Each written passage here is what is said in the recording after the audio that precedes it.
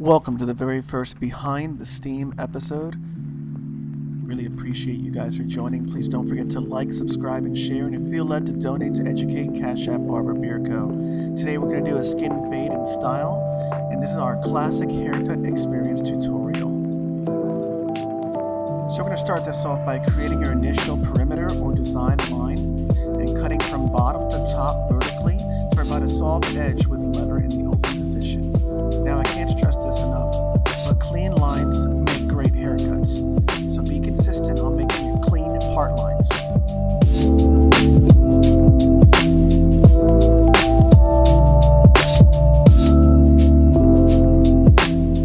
Using the Andis Supra ZR, I'm able to remove all the bulk of the weight, and combined with the Babyliss Gold FX, it acts like a lawnmower on the client's hair.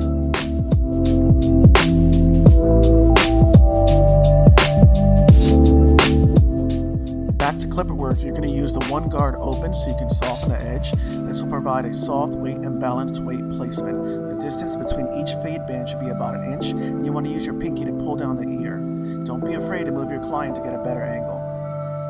Fade down using the half and blend between the 1.5 and the 0.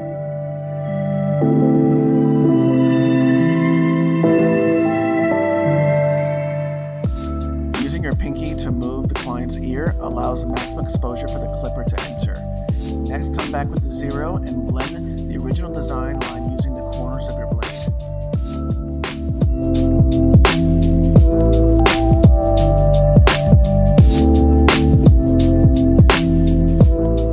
Now my favorite comb to use is a Motiv-Pro blending comb. It's an excellent tool for shaping your blends and adding weight.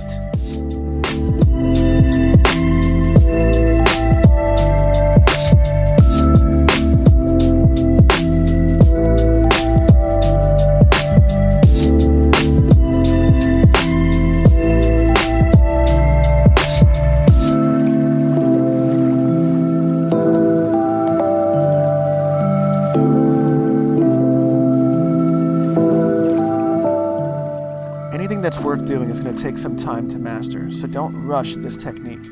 Take your time, learn the client's hair.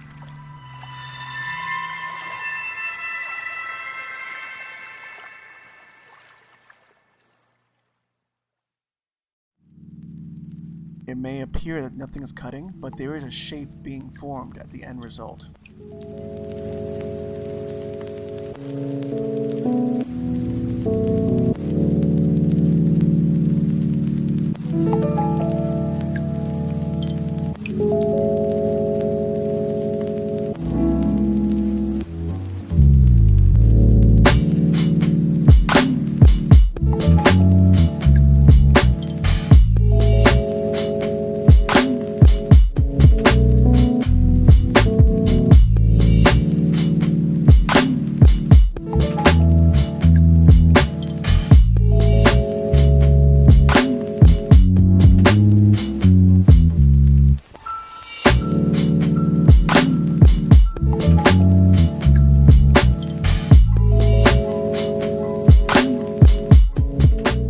Again, create clean part lines before haircuts or hard parts.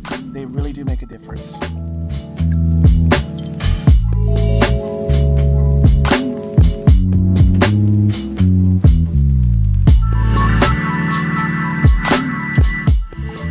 So you're just going to start using your trimmer just to create that initial hard line, and then apply a shade gel using a bottle.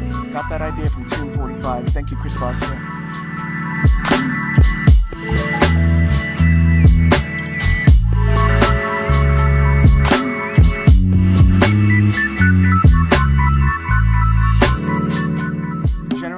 Start from the hairline and vertically comb and cut the desired length, following a freehand guideline. That's freehand towards you, just like if you would use a razor, you can do the same thing on a scissor.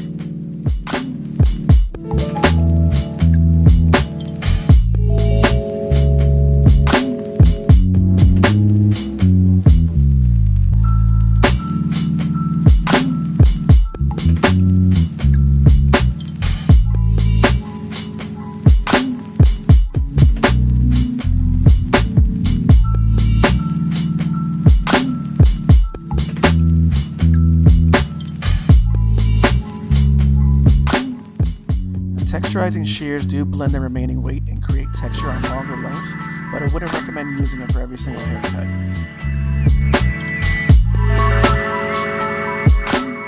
I find that point cutting can really bring out some textures toward the front hairline, so it's always good to put some there.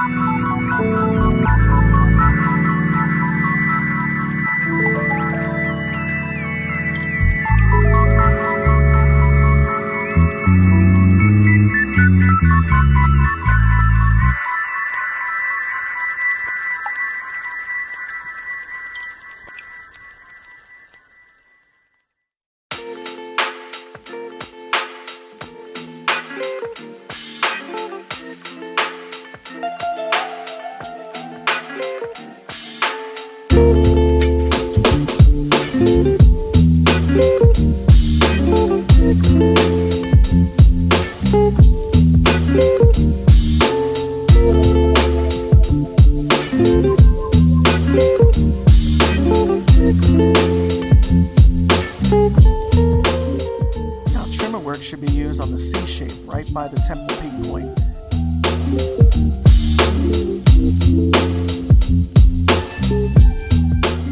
Use the trimmer to clean the client's ears.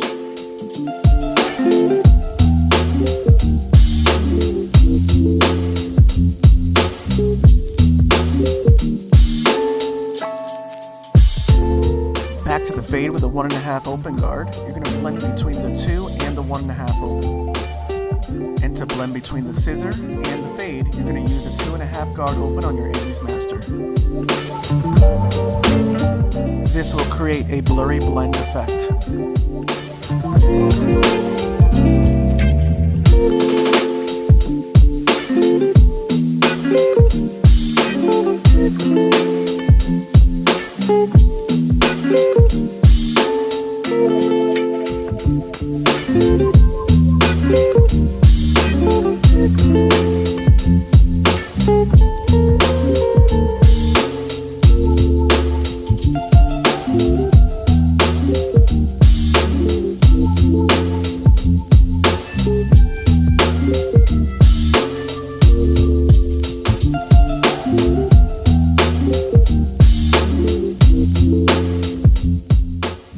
Mustaches can be tricky, so it's very important to prevent overcutting.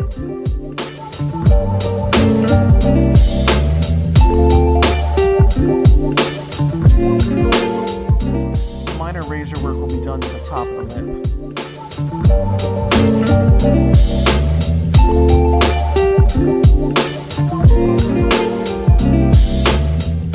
The majority of the work done in mustaches is how you apply the styling product. It's best to start from the nose to the mouth corners and allow the product to dry on the client's face. As I would call it, separating the wheats from the tares, which is found in Matthew chapter 13. You want to separate the hairs that you're keeping and the hairs that you're cutting.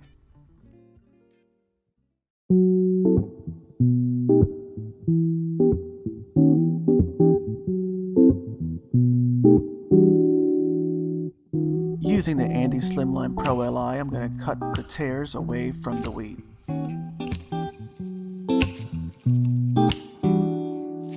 And use the razor to refine and detail.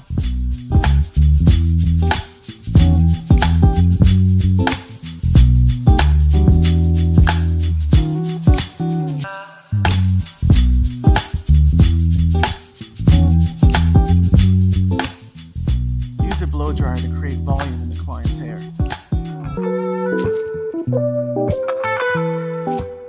And a matte styling product to give it a dry finish. Wide and small tooth combs do make a difference, so it's best to experiment with which ones you find best.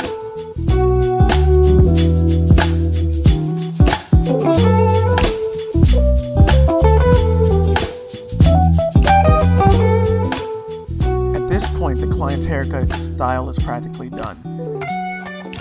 Please Please remember to like, subscribe, and share, and if you feel led to donate to educate, CashApp BARBERBEARDCO.